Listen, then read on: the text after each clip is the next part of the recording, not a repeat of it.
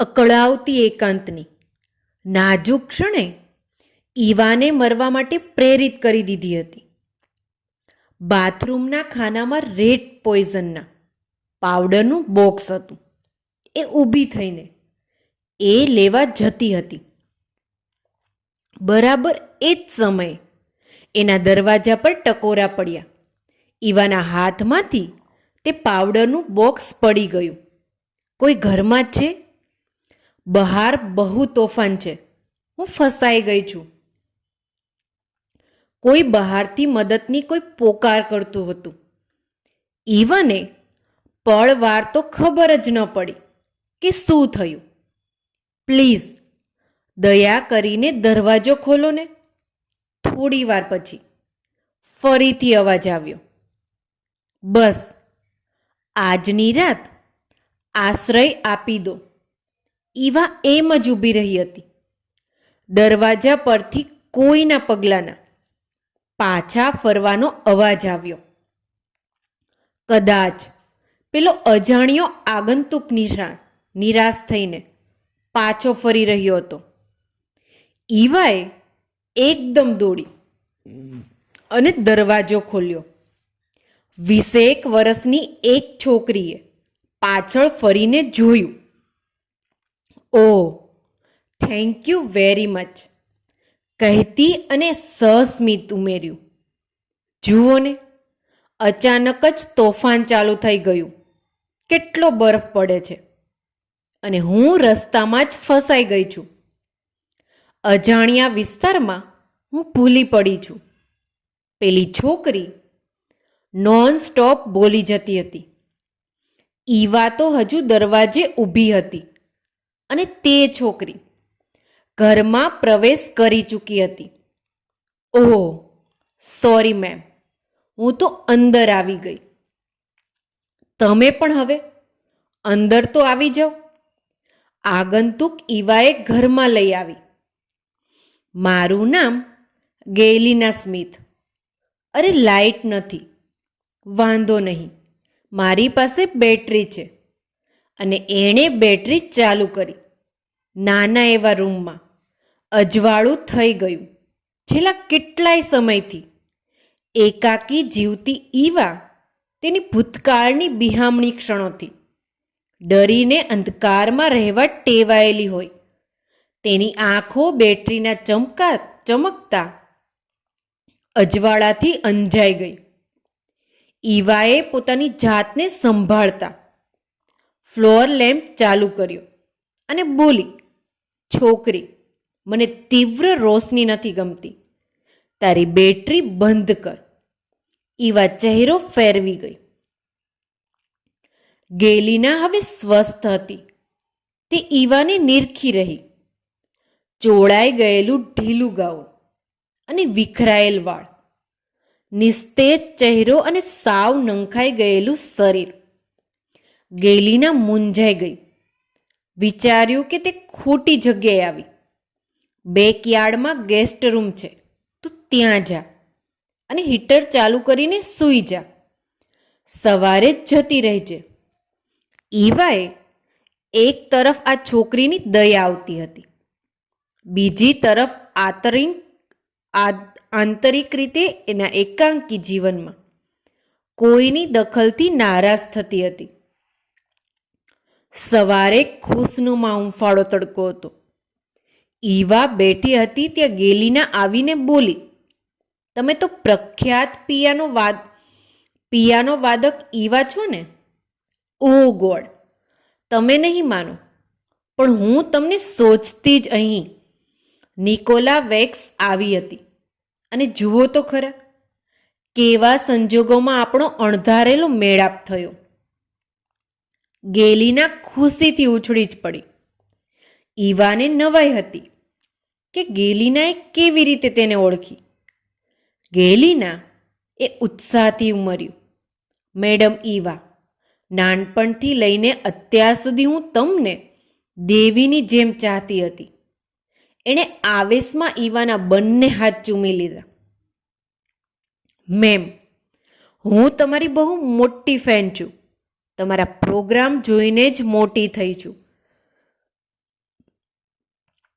તમે મારા આદર્શ છો.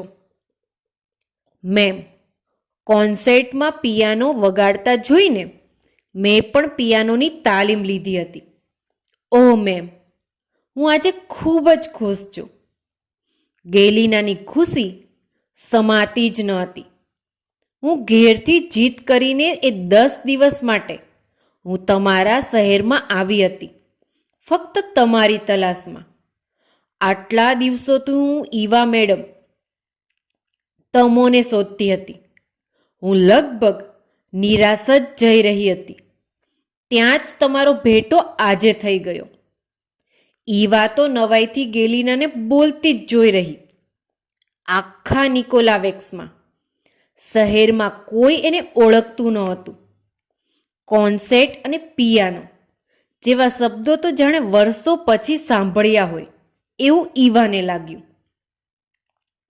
પણ તને કેવી રીતે ખબર પડી કે હું અહીં નિકોલાવેક્સમાં છું? ઈવાએ પૂછ્યું. ઓ મેમ, ઇટ્સ સો ઇઝી. યાદ છે, તમે મ્યુઝિક વર્લ્ડ નામના એક મેગેઝિનના ઇન્ટરવ્યૂમાં તમોએ કીધેલ કે જીવનના પાછલા વર્ષો તમને નિકોલા વેસ્ટ શહેરમાં વિતાવવા ગમશે એવું તમે કહ્યું હતું. બસ એ જ વાતને પકડીને હું અહીંયા આવી ગઈ. મને ચોક્કસ ખાતરી હતી કે તમે મને જરૂર મળી જશો. અને કાલે રાત્રે ગેસ્ટ રૂમમાં મેં તમારો ફેમિલી ફોટો જોતા મને મંજિલ મળી. પ્લીઝ મેમ, હું ઘણી આશા સાથે વિનવું છું. થોડા દિવસ માટે તમારી સાથે રહેવા દો. મને બસ તમારી પાસેથી પિયાનો વાદન શીખવું છે. ગેલિના વિનવી રહી ઈવાને. પણ ઈવાએ નક્કી કરી રાખ્યું હતું કે એ હવે પિયાનોને હાથ નહીં લગાડે. મેમ, મારા બદલે જો તમારી પોતાની દીકરી હોત તો શું તમે એને પણ ના જ પાડી દીધી હોત? આ ગેલિના નહીં, પણ તમારી દીકરી તમને વિનવી રહી છે એમ સમજીને માની જાઓ પ્લીઝ. ગેલિનાએ છેલ્લો પ્રયત્ન કરતા કહ્યું. ગેલિનાએ અજાણતા જ ઈવાની દુખતી નસ પર હાથ રાખી દીધો હતો. તેની દીકરી એલેનાની યાદથી ઈવાની આંખ ભરાઈ આવી. એણે પહેલીવાર નિરખીને ગેલિનાને જોઈ. સપ્રમાણ દેહલતા, ગોળ સુંદર મોં, લાંબા કાળા વાળ અને નિર્દોષ હરિણી જેવી આંખો. અદ્દલ એલેનાના જેવી જ આંખો હતી ગેલિનાની. નિર્દોષતા અને અલ્લડતાનો એવો સંગમ જે ભાગ્યે જ જોવા મળે. ઈવાને લાગ્યું કે ગેલેના નહીં પણ તેની દીકરી વિનવી રહી હતી. ચાલ મમ્મી, પ્રેક્ટિસ ચાલુ કરીએ. અને એલેનાની યાદમાં ઈવાએ નિર્ણય કરી લીધો. હું તને શીખવાડીશ, પણ મારી અમુક શરતો છે. તમારી બધી જ શરતો મંજૂર છે ma'am. Thank you so much. ગેલિનાએ એનો હાથ પકડીને હલાવી રહી હતી. 2 દિવસ પછી મને સવારે 10 વાગે અહીં જ મળજે અને નિયમિત આવજે. મને અનિયમિતતા પસંદ નથી. ટ્યુશન દરમિયાન બીજી ફાલતુ વાતો પણ નહીં કરવાની. કોઈ ફી નથી આપવાની. મારી આ શરત રહેશે આટલું કહીને ઈવા અંદર જતી રહી. ગેલિના 2 દિવસ પછી આવી તો આખા ઘરની રોનક જ બદલાયેલી હતી. ધોવાયેલા પડદા અને સાફ સફાઈથી ગોઠવેલું ફર્નિચર ઉડીને આંખે વળગતું હતું. અને ઈવા એ તો સાવ જ બદલાઈ ગઈ હતી. પિંક સૂટમાં સજ્જ ઈવા એકદમ જ તારોતાજ લાગતી હતી. Wow ma'am, you look wonderful, Galina બોલી. ઈવા હસી પડી. જાણે કેટલાય દિવસ પછી ઈવા મુક્ત હસી. એ પછીના દિવસોમાં ઈવાનું એક કોટેજ સવારથી સાંજ પિયાનોના સૂરથી ગુંજવા લાગ્યું. ઈવા ખૂબ તલ્લીનતાથી ગેલિનાને શીખવાડતી હતી. ગેલિના પણ એટલી જ કુશળતાથી બધું ગ્રહણ કરી રહી હતી. ગેલિના તીવ્ર યાદશક્તિ ધરાવતી હોય, બહુ જલ્દીથી એ બધું શીખી લેતી હતી. ઈવા પણ જાણે પોતાનું એકાકીપણું, માનસિક પરિતાપ બધું જ ભૂલીને નવેસરથી જીવનમાં ગોઠવતી જતી હતી. ગેલિના નામની ચિત્રકાર જાણે પોતાના વ્યક્તિત્વ રૂપી બ્રશથી ઈવાના કાળા પડી ગયેલા જીવનમાં રંગો ભરી રહી હતી. ઈવાને પણ આ રંગીન જીવન ગમવા લાગ્યું હતું. આમ ને આમ 1 મહિનો ક્યાં પસાર થઈ ગયો ખબર જ ન પડી. આજે ગેલિનાને બહુ મોડું થઈ ગયું. ઈવા તૈયાર થઈને ગેલિનાની રાહ જોતી હતી. રોજ 10ના ટકોરે હાજર થઈ જતી ગેલિના 10:30 થયા તોય આવી ન હતી. ઈવાને ચિંતા થઈ. ગેલિના વિશે એને બહુ ઓછી ખબર હતી. એ નિકોલા વેસ્ટમાં ક્યાં રહે છે એ પણ ઈવાએ પૂછ્યું ન હતું. ત્યાં મેમ, હું આવી ગઈ. ગેલિનાએ ઘરમાં આવતા જ કહ્યું. ઈવાએ કંઈ જ ન કહ્યું. બંનેએ પ્રેક્ટિસ ચાલુ કરી. પણ આજે ગેલિના બેચેન હતી. 2-3 વાર ઈવાએ એને ટોકી અને તે દિવસે સાંજે પાછા વળતી વખતે બોલી, મેમ, મારે એક વાત કરવી છે. ગેલિનાએ થોડા સંકોચથી વાત શરૂ કરી. હા, બોલને.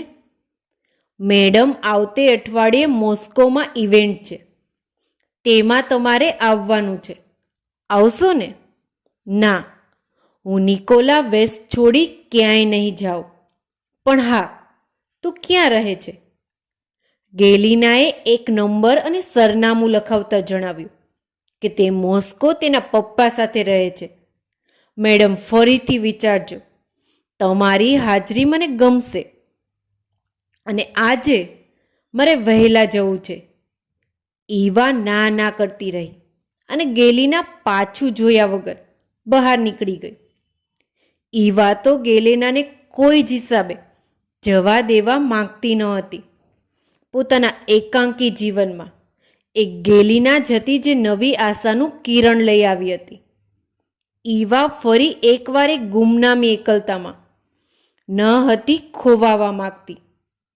ગેલિના ધીરે ધીરે એની શિષ્ય મટીને એની હવે જરૂરત બની ગઈ હતી. ઈવાને પણ ખબર ન હતી પડી કે ક્યારે એ ગેલિના માટે આટલી પોઝેસિવ થઈ ગઈ હતી. ફરી એકલતામાં આવી પડેલી ઈવાના મગજમાં હજુ 5 વર્ષ પહેલી મોસ્કોની તે સાંજની યાદ ઉમત્વથી એ ધ્રુજી ગઈ. એ દિવસે ઈવાની તબિયત બરાબર ન હતી અને તેની દીકરી એલેનાનો મોસ્કોના સેન્ટ્રલ હોલમાં પ્રોગ્રામ હતો. તે તેના ડેડી અબ્રાહમ સાથે મ્યુઝિક કોન્સર્ટમાં ગઈ અને પરફોર્મ કરી. તેઓ મોડી રાત્રે ઘેર પરત આવતા હતા ને રસ્તામાં તેમની બસને અકસ્માત નડેલો. બસ આખી ખીણમાં પડતા બીજા પ્રવાસીઓ સાથે તેઓ પણ બસની આગમાં ભડથું થઈ ગયા હતા અને કોઈ બચી ન શક્યું. બચ્યું હોય તો માત્ર ને માત્ર કેવળ ગોઝારી યાદો. નિકોલા વેસ્ટ શહેરની આજની કાતિલ ઠંડીમાં પણ ઈવા પરસેવાથી રેપઝેપ થઈ ગઈ હતી. એકાંકી રહેવા ટેવાયેલ ઈવા આજે એકલતા જ સતાવતી હતી. 4 દિવસ વીતી ગયા. ગેલિના આવશે તેવી આસમાં એ રોજ રાહ જોતી. નવી બ્રેડ અને સલાડ બનાવીને રોજ રાહ જોતી. પણ તેના કોઈ સગડ ન હતા. તેની ધીરજની હદ આવી. ગેલિનાએ આપેલો નંબર ઉપર ફોન લગાવ્યો પણ ફોન ના લાગ્યો. કાલે મોસ્કો જવું એવું નક્કી કરી તે બેગ તૈયાર કરી. નિકોલા વેસ્ટથી મોસ્કોની મુસાફરી 4000 માઇલની હતી. સવારે ટ્રેનમાં બેસીને ત્રીજે દિવસે બપોરે તે મોસ્કો પહોંચી ને હોટલમાં રૂમ રાખી અને ફરીથી ગેલિનાને ફોન લગાવ્યો પણ વાત ન થઈ. હોટલના રૂમમાં પડેલા અખબારના પાના ફેરવતા, ગેલિનાએ કીધેલા મ્યુઝિક કોન્સર્ટની જાહેરાત જોતા, ટિકિટ બુક કરવા ડેસ્ક મેનેજરને કહ્યું. તે પછીનો ઘટનાક્રમ સામાન્ય રહ્યો. ગેલિનાના આપેલા એડ્રેસ ઉપર સાંજે ઈવા ગઈ તો ઘર બંધ હતું અને રાત્રે આવશે તેવું જાણવા મળ્યું. ઈવાને લાગ્યું આ લોકો પણ મ્યુઝિક કોન્સર્ટમાં ગયા હશે, ચાલો ત્યાં મળશે. એવા વિચારમાં સેન્ટ્રલ હોલમાં પ્રોગ્રામ એટેન્ડ કરવા ગઈ. ત્યારે પ્રોગ્રામ ચાલુ થઈ ગયો હતો. હોલના અંધારામાં જેમ તેમ કરતાં તે તેની સીટ ઉપર પહોંચી. ત્યારે સ્ટેજ ઉપર કોમ્પોઝર કોન્સર્ટનો ગાઈડ કરતો હતો અને પિયાના ઉપર મધુર રોમેન્ટિક ધૂન વાગતી હતી અને લોકો તેમાં ઝૂમતા હતા અને મધ્યાંતર પડ્યું. હવે મધ્યાંતર પછી રશિયાનું વિખ્યાત ગીત કાલિમ્બિકાની રજૂઆત પબ્લિક સ્કૂલના કલાકાર કરવાના હતા. બધા તે પ્રખ્યાત ધૂને સાંભળવા રોમાંચિત હતા. હોલમાં મધ્યાંતરમાં ઉજાસમાં ઈવા તેનો ચહેરો છુપાવીને ગેલિનાને શોધતી હતી. ત્યાં બાજુમાં બેઠેલી એક બાનુએ ઈવાને જોતા બોલી ઉઠી, અરે, કોઈ અહીં સ્પોટલાઇટ આપો, જલ્દી કરો, જુઓ તો ખરા કોણ છે. અહીં મારી બાજુમાં ઈવા મેડમ છે, આપણી માનીતી પિયાનો વાદક. ને બાનુના અવાજે વીજળી ઝડપે બધાનું ધ્યાન ત્યાં દોર્યું. આર્ક લેમ્પનો તેજ લીસોટો હવે ઈવા ઉપર હતો. ઈવા હવે ખરેખર લાચાર હતી. લાઇમ લાઇટથી હવે દૂરી અને હવે તેના હાથની વાત ન હતી. તે દિવસે સ્ટેજ ઉપરનો પ્રોગ્રામ અવિસ્મરણીય બન્યો.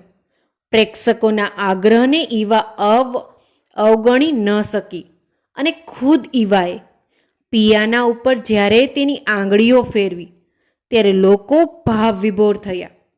તો ઈવાએ જાણે પોતાની જિંદગીનો છેલ્લો પ્રોગ્રામ આપતી હોય તેમ કાલમ્પિકાની સાથે એક નવી ધૂન ગેલિનાને યાદ કરતા છેડી. ત્યારે સમય થંભી ગયો અને પ્રોગ્રામ છેક પરોઢ સુધી ચાલ્યો. પ્રોગ્રામ પત્યા પછી ઘેલા પ્રેક્ષકો ઈવાને મળવા ઘસી ગયા. તેઓનો ઉત્સાહ ચરમસીમાએ હતો. ઈવાને મન આ બહુમાનનું કોઈ મહત્વ ન હતું. તેનું મન તો ગેલિનાની યાદોમાં તરવરતું હતું. તેણે ગેલિનાને મળવાની ઈચ્છા દર્શાવી. બીજે દિવસે જ્યારે ગેલિનાને ઘરે ઈવા પહોંચી ત્યારે તેના ઘેર એક બાનુ લિવિંગ રૂમમાં પડેલા પિયાનો ઉપર પડેલી ફૂલદાનીમાં નવા ફૂલ સજાવતી હતી. તેના ચહેરામાં ગેલિનાની ઝલક હતી અને ઈવાને જોઈ તે ભાવ વિભોર થઈ. અરે, આલ્બર્ટ, જલ્દી આવજો, કોણ આવ્યું છે? ઈવા મેડમ, આપણે ત્યાં આવ્યા છે. ઈવાએ જોયું તો એક બુઝુર્ગ ફેમિલી રૂમમાંથી આવતા જોયા. ઈવા સમજી ગઈ તે યોગ્ય જગ્યાએ છે. ઈવા હજુ પણ દરવાજાના ફૂલનો ગુચ્છો લઈ ઊભી હતી, પરંતુ ગેલિનામાં એના પિતા બંને અવાચક બનીને સ્તબ્ધ હતા. તેમની આ સ્થિતિ વ્યાજબી હતી. આજે તેમની દીકરી ગેલિનાના આદર્શ એવા ઈવા મેડમ તેઓના ઘેર હતા. સ્વાગતની ઔપચારિકતા પછી પણ ગેલિના નજરે ન પડતા ઈવાએ પૂછ્યું, ગેલિના મજામાં તો છે ને? હું તેને મળવા આવી છું. ક્યાં છે મારી લાડલી દીકરી? તે ખૂબ જ હોશિયાર છે. તમારા બંનેના નામ રોશન કરવાની છે. મારે તેને મળવું છે. આ સાંભળી ગેલિનાની માની આંખમાં આંસુ ઉમટી પડ્યા. આલ્બર્ટ બોલ્યો, ઈવાજી, તમે તમારી ગાડી હવે છોડી દો. ચાલો આપણે ગેલિના પાસે જઈએ. હવે ઈવા ગેલિનાની મા અને તેના પિતા સાથે ગેલિનાને મળવા જઈ રહી હતી. તેના મનમાં ઘણા પ્રશ્નો ઉમટતા હતા, પણ ગેલિનાને મળવાની ઉત્સુકતામાં માએ તે ચૂપ હતી. ઉબડ ખાબડ રસ્તો વટાવી જ્યારે ગાડી થોભી ત્યાં ઈવાએ જોયું તો ગાડી એક કબ્રસ્તાન પાસે હતી. કાંઈ બોલે તે પહેલાં આલ્બર્ટે ગાડીનો દરવાજો ખોલ્યો અને ઈવાને એક કબર તરફ દોરી ગયો. શું થઈ રહ્યું છે તેનાથી બેખબર. ઈવા યંત્રવત આલ્બર્ટ સાથે ચાલી રહી હતી તો ગેલિનાની માં તેઓની પાછળ આવતી હતી. આલ્બર્ટ એક જગ્યા ઉપર ઊભો. ઈવા તે કબર ઉપર જોયું તો તે ગેલિનાની કબર હતી. ગેલિનાની કબરના હેડસ્ટોન ઉપર લખેલું હતું, music is living here, please listen it. ગેલિનાનું તો 2 માસ પહેલા બસ અકસ્માતમાં મૃત્યુ થયેલું છે. આલ્બર્ટ બોલ્યો. ઈવા ધ્રુજી ગઈ. ક્ષણમાં અગણિત પ્રશ્નો ઉમટી આવ્યા અને ગેલિનાની કબર પાસે જ તે ફસડાઈ પડી. સૂર્ય 16 કળાએ ખીલી તેનું તેજ રેલાવી રહ્યો હતો, છતાં કબ્રસ્તાનમાં આજની બપોર પોરા ખાઈ રહી હતી. ઈવા અવાચક હતી. સત્ય નજર સામે જ હતું. ગેલિનાની કબરમાંથી કોઈ પરિચિત સ્વરે કહી રહ્યું હતું, ચંદ્રની, મહિનાની તો સૂર્યની, દિવસની. નિર્ધારિત સફળ ચક્રમાં માનવનું મૃત્યુ અનિર્ધારિત પણ અફળ છે. આ જ જીવન ક્રમ છે. તેમાં આમ હતાશ હસાને. ચાલો મેડમ ઈવા, જલ્દી પિયાનો વગાડ, હું હજુ જાગું છું.